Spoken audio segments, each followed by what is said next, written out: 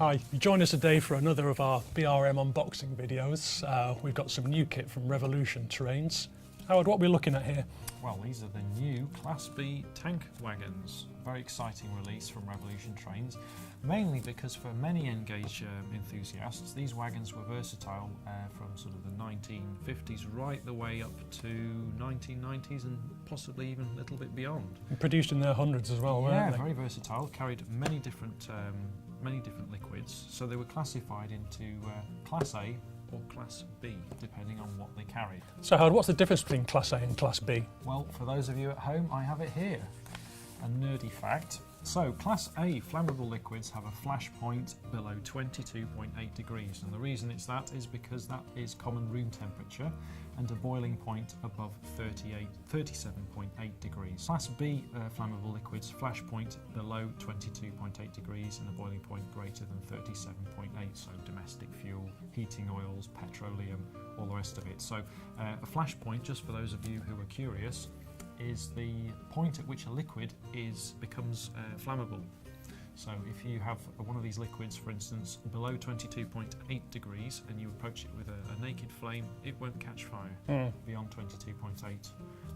Up it goes, and I guess that gives us sort of clue to the kind of liveries we'll be looking at once we open these things up. Yeah, well, start off with the single packs because these wagons are available as a triple pack and as individual items. Right. So you've got some... I've got an SO livery here. It's nice packaging as well. It is, the quite size solid. of an N-gauge wagon. Solid, sturdy construction for the box. That is quite a solid little thing, actually. Yeah, great detail. Now, this wagon has been designed by ex-Bachmann and Graham Farish engineer Colin Albright. So it's got a good pedigree from the start. Designed by somebody who's, knows what he's talking about with wagons. But they've really pushed the boat out with this model because, for something in N-gauge to have this level of detail on the underside there on the chassis, and the very, very fine etched steps all the way up the side. Yes. They've really pushed the boat out with this model. This is an attractive livery as well, isn't it? The mobile one here. Yeah, so that's Charrington's red. We've got SO, we've got Regent liveries as well. Yep. And there's also one for the molasses of, I don't know if we've got one here actually. These are the Regent, so this is the Regent triple pack. But the great thing about these wagons is that if you get, for instance, a Regent and there's a single pack, just the one individual item, they've done them as a different number to those that you'll get in the triple pack. So you've got 4 wagons automatically without even needing to renumber them, which is great for modelers. What are your thoughts on them?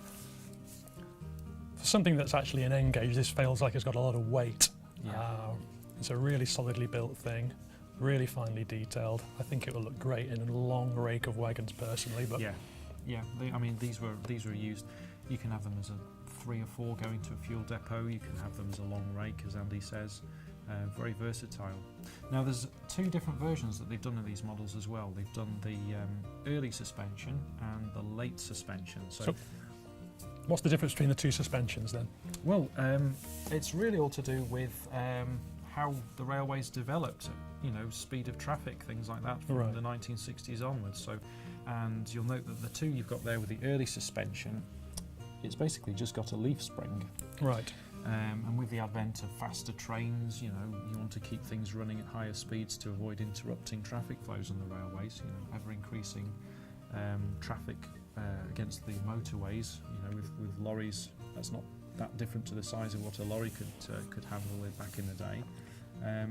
You want to, increase the speed of traffic. So they introduced some secondary suspension on the spring hangers, which you'll note with these wagons here. So just at the bottom there, you'll note there's these secondary springs at the end of the leaves, just for a little bit of damping really. There was lots of studies going on during the time on how vehicles, especially 2-axle vehicles, handled to reduce wear on the axles and also on the rails, because it wasn't flat bottom rail across the entire network by any stretch of the imagination, and you certainly didn't want to have some fuel tanks derailing on you, with the possibilities of a large explosion and disastrous consequences. So this is a crowd-funded project right now. Yeah, it's crowdfunded, but it's also available from selected retailers, Okay. a list of which we'll provide on screen at the end. So they are still available to buy. Personally, I think the triple pack is a great investment. It's just slightly around the £80 mark. And what about the individual ones here? You're looking around, depending on the retailer, high 20s Okay. per wagon. I think personally the triple pack is the one to go for, because it just seems a shame to have just the one wagon on a layout lurking on its own in the corner. So yeah. So another Nice question wagon. for you then, Howard. What Yeah. about the Class A's? Well, Class A's, yes, these are obviously only just Class B's. Revolution have stated a long time ago that if there was sufficient, sales traffic of these, they'd look at producing a Class A. Who knows? We are hopeful that they will produce the Class A. You'll note the Class B's here have got these little heating pipes at the end. Yeah. So that was the main difference between the Class A and the Class B, is that these liquids being a lot heavier and thicker, to get them out, especially the heavier crude oils, you'd need to heat them, the pipes inside, warm them up to temperature, and then of course the viscosity, was easier to pour out. And I guess another advantage of the Class A's is different liveries as well. Oh, of course, whole different wealth of opportunities there for them to reissue wagons, but there's by no means are they short of liveries in this first batch. They could have easily just produced 2. Yeah. So full credits to them. Well, all told, great little tankers from Revolution, another fine product from them. Yeah, I'm happy with them. See them at your local retailer, and for any more information, visit the website on screen below.